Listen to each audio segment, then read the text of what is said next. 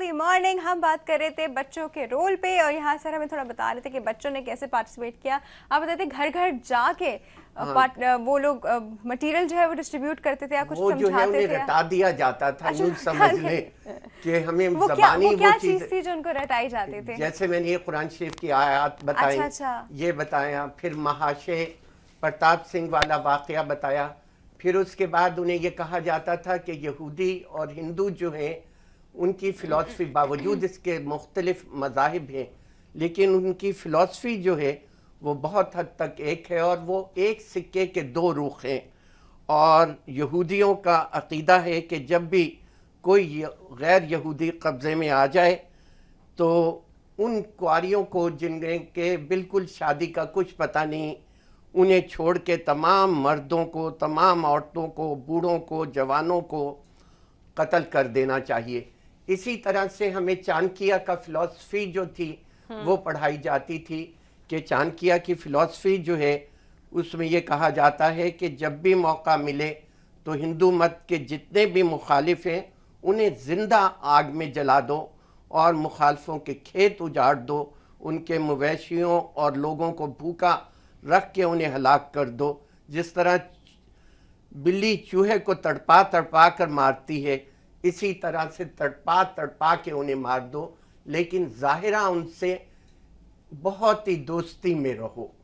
تو یہ تمام باتیں جو ہیں ہم جا کے بتاتے تھے. اس کے علاوہ عیسائیوں کی فلسفے کی بھی بات ہمیں بتائی. اچھا, یعنی ان کے بیچ میں ہوتا تھا اور ہم لوگ کو نہیں پتا ہوتا تھا. ہم لوگ مسلمان آپس میں ایسی کوئی پلاننگ نہیں کرتے تھے, ہم لوگ کو ضرورت ہی نہیں تھی. وی ور سو سیکیور اباؤٹ آور ریلیجن کہ ہم لوگ کو اس طرح کی پلاننگ کی ضرورت ہی نہیں ہوتی. نہیں تو یہی تو فرق ہے منافقین میں اور ریئل مسلم میں. منافق کیوں کہا گیا ہے کہ اندر کچھ اور باہر کچھ, ظاہر اور باطن کی بات ہے. ظاہر اور باطن جس کا ایک ہوگا وہ مومن ہوگا. یہ بھی ہے بالکل. اسی طرح سے ہمیں ملکہ ازبیلا جو ہسپانیہ کی تھی اس کی فلسفی بتائی جاتی تھی کہ وہ کہتی تھی کہ مسلمانوں کو جو من حیث الامت جو ہے ہمیں فتح کرنا یا ان پہ قابو رکھنا ناممکن ہے.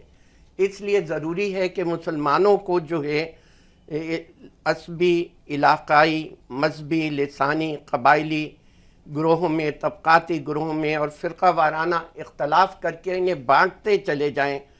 اور اگر جہاں آپ کو محسوس ہو کہ بھئی ان میں یکجہتی ہونے لگی ہے تو پھر اختلافات کو ہوا دیتے رہیں, بڑھاتے رہیں اور اختلافات کی چنگاری کو کبھی ان میں نہ بجھنے دیں, اور چنگاری ٹھنڈی ہوتی محسوس ہو تو اسے دوبارہ بھڑکا دیں اور اس طرح سے انہیں کمزور کرتے رہیں. تو ہمیں یہ کہا جاتا تھا کہ ہم ایک ہیں اور ایک. اچھا, لیکن ہم لوگ, ایک بات ہے, انہوں نے جتنا یہ کام کیا شروع میں تو شاید تھوڑا سا افیکٹ ہوا ہوگا مسلمانوں کو, لیکن یہی چیز الٹیمیٹلی ہماری طاقت بن گئی اور اسی طاقت کے بنا پہ آج پاکستان قیام ہے. اب مجھے بتائیں کہ ہمارے آج کل کے بچوں میں اور اس وقت میں جب نیا نیا پاکستان بنا تھا, آپ نے تو وہ وقت دیکھا ہے اور آپ نے دیکھا کہ اس پر کیسے پاکستان کا خیال رکھا جاتا تھا, صرف ایک دن نہیں, سارے پورا سال. تو کیا فرق ہے؟ اس کی وجوہات یہ تھی کہ پہلے جو والدین تھے, خود ایون کہ میرے والدین یا جو میرے ٹیچرز تھے, میں اپنے ٹیچرز کو بھی اپریشیٹ کروں گی, ماشاءاللہ بہت اچھے استاذوں نے ہمیں پڑھایا. آج کا استاد اتنا اچھا نہیں ہے. میں اس لیے یہ بات کہوں گی, آج کی ماں اتنی اچھی نہیں ہے جیسی میری ماں تھی. اس کی بات یہ ہے کہ ایک نیشنل اسپرٹ جو پیدا کی جاتی ہے وہ بچے کو گھر سے پیدا کی جاتی ہے کہ آج تمہارا انڈیپینڈنٹ ڈے ہے. ہمارے والد صاحب نئے کپڑے بنانے کو تیار ہوتے تھے, عید سے بڑا دن, غلامی سے آزادی ہوئی ہے. وہی والی بات کہ دیگ تقسیم ہوتی تھی, غریبوں میں کھانا تقسیم ہوتا تھا, قیدیوں میں تحائف تقسیم ہوتے تھے. تو یہ تمام باتیں گھر سے ملتی ہیں. جب گھر سے آپ کو معلوم ہو کہ میرا ملک ہے, میرا پاک وطن ہے, تو نہ اب اقبال جیسا شاعر پیدا ہو رہا ہے, نہ سر سید جیسا مفکر پیدا ہو رہا ہے, نہ قائد اعظم جیسا بااصول شخصیت پیدا ہو رہی ہے. ہمارے تھاٹ پروسیسز چینج ہو گئے. بات یہ کہ ہاں تو نہیں سوچتے نا. میں آپ کو بتا دوں اقبال نے کیا کہا, غلامی میں نہ کام آتی ہے تقدیریں نہ تدبیریں, جو ہو ذوق یقین پیدا تو کٹ جاتی ہیں زنجیریں. کیا بات ہے. جب زنجیر کٹ جاتی ہے تو اس وقت ذوق یقین تھا مسلمانوں میں, ان کا ایمان پکا تھا, وہ خدا ترس تھے, وہ سادہ لو تھے, ایماندار تھے. انہوں نے ایک بات جو کہہ دی اس پہ قائم و دائم رہتے تھے. آج کی طرح نہیں کہ صرف ملک لوٹنا ہے اور ملک کو ڈیمیج کرنا ہے. یہی وجہ ہے جو ملک آدھا حصہ ٹوٹ گیا ہمارا. ورنہ یاد رکھیے مشرقی پاکستان اگر ساتھ نہیں دیتا مسلم بنگال تو پاکستان وجود میں بھی نہیں آتا. بالکل یہ آپ کو ماننا پڑے گا. آج بھی بنگالی بہت سے کہتے ہیں کہ ہم نے نہیں توڑا, لیکن بہرحال جو بھی سیاست تھی توڑنے کی بات چھوڑیں. اس وقت چونکہ بچوں میں کیوں نہیں, آپ نے سوال کیا کہ بچوں میں کیوں نہیں جذبہ ہے. بچوں کے آگے کمپیوٹر ہے, موبائل ہے, لیپ ٹاپ ہے, یہ نہیں چیک ہو رہا کہ بچے اس میں کیا دیکھ رہے ہیں. ٹھیک ہے, ضرورت ہے, ایجاد ہے, ایک زندگی ہے, ایک تحقیق ہے, لیکن کیا آج کا کوئی فلسفہ ہے؟ غالب کے فلسفے کو اگر اقبال لے کے چلتے ہیں تو اقبال کی جو ہے کہ کھول آنکھ زمیں دیکھ, فلک دیکھ, فضا دیکھ, مشرق سے ابھرتے ہوئے سورج کو ذرا دیکھ. جب فلیٹ میں لائف ہے تو فلک ہے, نہ سورج ہے, نہ فضا ہے, تو اس کا دماغ تو چڑیا کی طرح کا دماغ بند ہو گیا ہے. کھول آنکھ زمیں دیکھ, فلک دیکھ, فضا دیکھ, مشرق سے ابھرتے ہوئے سورج کو کہاں سے دیکھے وہ ایک پیر ادھر جاتا ہے تو واش روم نظر آتا ہے, دوسرا پیر کچن میں, بیٹھتا ہے تو بیڈ روم میں.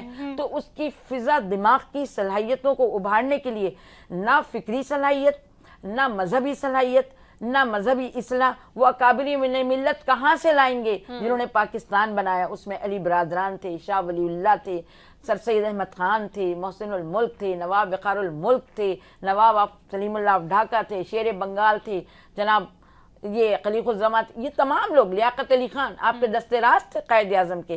تو آج کے بچے کو فرسٹ پرائم منسٹر کون ہے تو وہ کتاب میں لکھتا ہے, میری کاپی آتی ہے بی ایس اسٹوڈنٹ کی, first prime minister mister Bhutto, okay first ماشاء اللہ ضیاء الحق. کہاں گئے ایوب خان, کہاں گیا لیاقت علی خان؟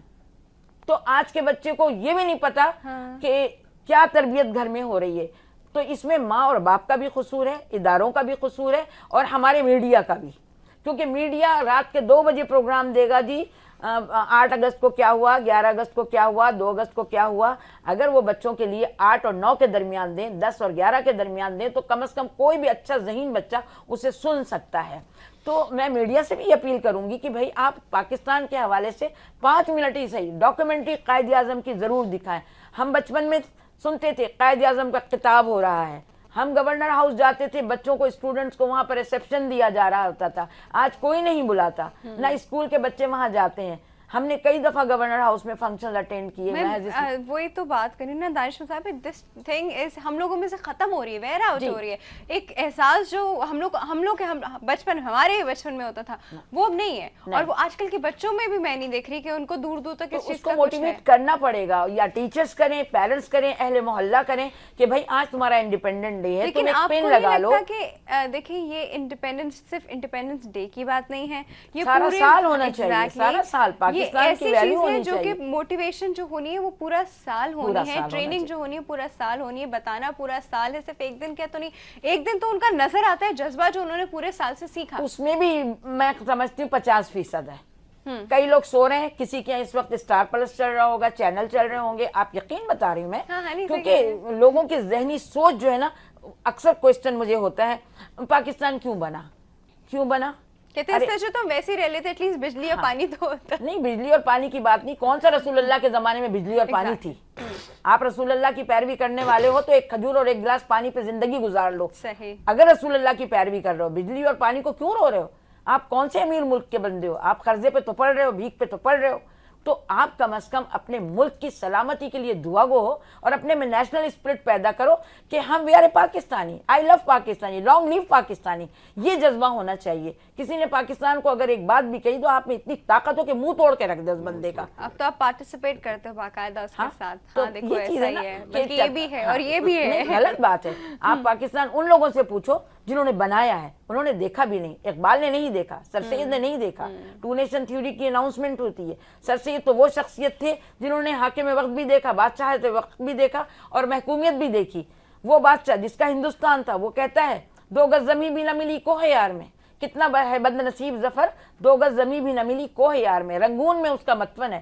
بادشاہ ہندوستان, آخری مغل تاجدار بادشاہ. تو مسلمانوں کے ان رہنماؤں نے اگر ہمیں ایک عطیے کے طور پہ خداداد مملکت پاکستان عطا کی ہے, تو ہم اس مملکت کو تا حیات, تا قیامت تک کے دعا گو بھی رہیں, اور اس کے لیے ایک پودا ہی لگا دیں, اس کے لیے کسی غریب کو پرورش کر دیں, کسی ادارے کو خراب نہ کریں. جیسے آج کل ہمارے یہاں نوجوان طبقہ, ایک مرڈر ہو رہا ہے, 10 گاڑی جل رہی, گاڑی نے کیا کیا ہے؟ آپ لوہے کو کیا کر رہے ہیں؟ آپ عمارت کو کیا کر رہے ہیں. بات یہ کہ پاکستان سے محبت ہوگی تو اس کے ندی نالے سے پیار ہوگا, اس کے کچرے سے پیار ہوگا, اس کے درخت سے پیار ہوگا, اس کے رہنے والے یعنی باشندے سے پیار ہوگا, اس کے ملک کے شہری سے پیار ہوگا, اس میں چاہے وہ عیسائی رہ رہے ہوں چاہے ہندو رہ رہے ہوں, کیونکہ قائد اعظم نے اپنی اسپیچ میں کہہ دیا تھا کہ تمام مذاہب کو آزادی ہے, بالکل, کیونکہ یہ جو اسٹیٹ ایک فلاحی مملکت پاکستان ہے اور اس میں تمام مذاہب آزادی, کسی کے مندر کو ہم نہیں توڑ سکتے, اللہ کا بھی حکم نہیں ہے, کسی کی مسجد کو آپ نہیں ضائع کر سکتے, یہ بھی اللہ کا حکم نہیں. جو جس مذہب پہ ہماری اخلاقیات اتنے اچھے ہوں, ہماری عادات اتنے اچھے ہوں کہ لوگ خود بخود ہمارے مذہب میں کنورٹ ہوں. جب ہم اپنے مذہب میں کنورٹ کرنے کے قابل ہی نہیں ہیں تو کلمہ کس کو پڑھائیں گے؟ تو میرا مقصد یہ کہ میں نوجوان طبقے سے یہی کہوں گی کہ پاکستان کی بہتری کے لیے ہمیشہ دعا گر رہیں اور اس کا شکر ادا کریں, کیونکہ ماں باپ جنہوں نے ہجرت کی, میرے اپنے پیرنٹس نے حیدرآباد دکن سے ہجرت کی, میرے والدین تو ماشاءاللہ نواب اور عمراؤں میں شامل تھے, اور حیدرآباد دکن کا کنٹریبیوشن آپ کو یہ بھی پتہ ہے کہ اسٹیٹ بینک کے لیے 20 کروڑ کا گولڈ اس زمانے میں نظام حیدرآباد دکن نے پیش کیا, تو آپ آج بھی اسٹیٹ بینک میں موجود ہوگا. تو مقصد کہنے کا یہ کہ حیدرآباد دکن سونے کی چڑیا تھی, تو وہاں سے جو نواب اور عمرہ کے بچے آئے, آج جس طرح سے ہم رہ رہے ہیں, میری والدہ نے بھی جھوپڑی میں گزارا کیا, لکڑی کے چولہوں پہ کھانا پکایا. وہ میری والدہ وہ خاتون تھیں جنہوں نے 1932 میں رائڈنگ کرتی تھیں, یعنی اس زمانے کے دولت مند لوگوں کا حال یہ تھا کہ ہجرت کی تو پاکستان کے لیے کی, کہ پاکستان ہمارا ایک آزاد ملک یہ دیکھیں یہی بات ہے, اس وقت لوگ اتنے موٹیویٹ ہو گئے, ایسی کیمپین چلی, اتنے لوگ موٹیویٹ ہو گئے کہ سب کچھ چھوڑ چھاڑ کے ایک ملک اور اسلام کے نام پہ بالکل ایک جگہ سے دوسرے کا ہجرت کر لی. یہ کیا کنٹینیوس موٹیویشن کی ضرورت ہے ہم کو, کہ ہم لوگ کو اب ہمیں احساس نہیں تو کہ ہمیں ابھی بھی اس موٹیویشن کی, ہمیں ابھی بھی لیڈرشپ کی ضرورت ہے اس طرح کی جو اس وقت تھی؟ ہاں یہ تو ہے کہ لیڈرشپ ہونی چاہیے, قائد اعظم جیسے بااصول شخصیت کوئی نہیں. تو وہ چیز کنٹینیو کیوں نہیں ہوئی, وہ چیز آگے بڑھی کیوں نہیں؟ قیام پاکستان کے بعد وہ چیز ختم کیوں ہوتی جا رہی ہے؟ وہ چیز ختم اس لیے ہو گئی ہے کہ بیوروکریٹس آتے گئے, اور قیام پاکستان جن لوگوں نے پاکستان بنایا ان لوگوں کو کیا ملا؟ اس کو تو چھوڑ دیجئے, ایک آزاد وطن ملا. تو میں تو اپنے گھر انہیں صرف ایک آزاد وطن ملا تھا, انہیں کوئی مٹیریلسٹک کوئی فائدے نہیں پہنچے تھے. 10 سال 20 سال 25 سال, اب بھی بعض لوگ ایسے ہیں جو آج بھی ٹین کی چھتوں میں 64 سال کے اندر, میرا جانا آنا ہوتا ہے اتفاق سے ریسرچ کے, تو کہ میں طالبہ بھی ہوں, تو جانا ہوتا ہے مختلف لوگوں کے یہاں, تو ابھی بھی 4 ٹین میں وہ گزارا کر رہے ہیں کہ کوئی بات نہیں, ہم یہاں کم از کم اذان سن رہے ہیں. اذان تو ہندوستان میں بھی ہو رہی تھی, لیکن پاکستان پاک وطن ہم اس ملک کے لیے آئے. میں جس رات پاکستان بنتا ہے اس رات میری فیملی کے 70 افراد شہید ہوتے ہیں, اس کے باوجود ہجرت ہوتی ہے. وہ اثاثے وہ جائیدادیں سب چھوڑ کر آنے کے بعد ہمیں تو صرف ہمارے والد نے یہی کہا کہ آزاد مملکت میں تمام چیزیں بیکار ہیں. اور پاکستان کا جھنڈا اگر ہمارے گھر پہ لگتا تھا تو لوگ میرے گھر کو کہتے تھے کہ سرکاری عمارت ہے, یہ جھنڈا کیوں لگا؟ یعنی یہ عالم تھا کہ لوگوں کے گھروں میں جھنڈا لگانے کی بھی توفیق نہیں تھی. تو اب جو ہے پھر بھی شہر اور گلی کوچوں میں جھنڈے بک رہے ہیں, ہمیشہ سے بکتے ہیں. جب سے وہ پریزیڈنٹ ضیاء صاحب نے جو ہے ایک 8 بجے ترانہ لگایا اور ایک فلیگ سیریمنی پریزیڈنٹ ہاؤس میں تھی اور گاڑیاں سٹاپ ہو جاتی تھیں, تو اس وقت کے بعد سے تھوڑا جذبہ زیادہ بنا, ورنہ لوگ سوتے ہوئے گزار رہے ہیں. آزادی کی پریڈ مزار قائد پہ ہوتی تھی, سلوٹ دیا جاتا تھا باقاعدہ. تو آرمی, ایئر فورس, نیوی, یہ باقاعدہ 21 توپوں کی سلامی ہوتی تھی. یہ خود بچے کانوں سے سنتے تھے اور انہیں جگایا جاتا تھا کہ آزادی کا دن ہے, آج تم سنو, یہ صبح سنو, یہ صبح تمہاری سلامی ملک کو ہو رہی ہے. کور بھی ہوتی تھی, ہاں بالکل ہوتی تھی. تو اس وقت کے لوگ جو پلان کر رہے تھے اچھے ذہن تھے, دماغ تو آج بھی اچھے ہیں کیونکہ کمپیوٹر بنا چکے ہیں, لیپ ٹاپ بنا چکے ہیں, تو بہت اچھے دماغ ہیں. تو مقصد کہنے کا ان میں نیشنل اسپرٹ اس وقت پیدا ہوگی جب آپ اللہ اور رسول سے پیار کریں گے. جسے اپنے مذہب سے پیار ہوگا اسے اللہ کے بندوں سے پیار ہوگا, جسے اللہ کے بندوں سے پیار ہوگا اسے اپنے ملک سے پیار ہوگا, جسے اپنے ملک سے پیار ہوگا اس کو ملت سے, اس کے سربراہ سے پیار ہوگا, چاہے کوئی بھی سربراہ ہو. آج ہم کہتے ہیں یہ برا ہے وہ برا ہے, کوئی برا نہیں ہے. سورہ آل عمران میں واضح طور پہ لکھا ہے جیسی قوم ہوگی ہم ویسے سربراہ مملکت مسلط کر دیں گے. پھر اور ہر جگہ قرآن مجید میں اللہ تعالیٰ نے یہ فرمایا ہے کہ میں جہنم کا جہنم بھر دوں گا, کہیں نہیں لکھا کہ میں جنت بھر دوں گا. تو ہمیں اپنی عاقبت کو سوچنا ہے اور یہ سوچنا ہے کہ ہم ملک کے لیے کر کیا رہے ہیں. ملک کی سلامتی کے لیے میں نوجوانوں کو یہی میسج دوں گی کہ تم کم از کم ایک ہو جاؤ, بزرگوں کی تعلیمات کو پڑھو. ملت اسلامیہ ڈاکٹر اشتیاق حسین قریشی صاحب کی کتاب ہے, بہترین کتاب ہے, میں نے بھی لکھی ہے, لیکن میں ان کو ترجیح اس لیے دوں گی کہ ہی از اے اسکالر. اچھا ٹھیک ہے, ہم اس کتاب پہ ابھی اور بات کرتے ہیں, سراج سے ہی بات کرتے ہیں. وقت ہوئے چھوٹی سی بریک کا. ویورز پھر کہیں سے کہیں نہیں جائے گا, ہم ابھی آ رہے ہیں.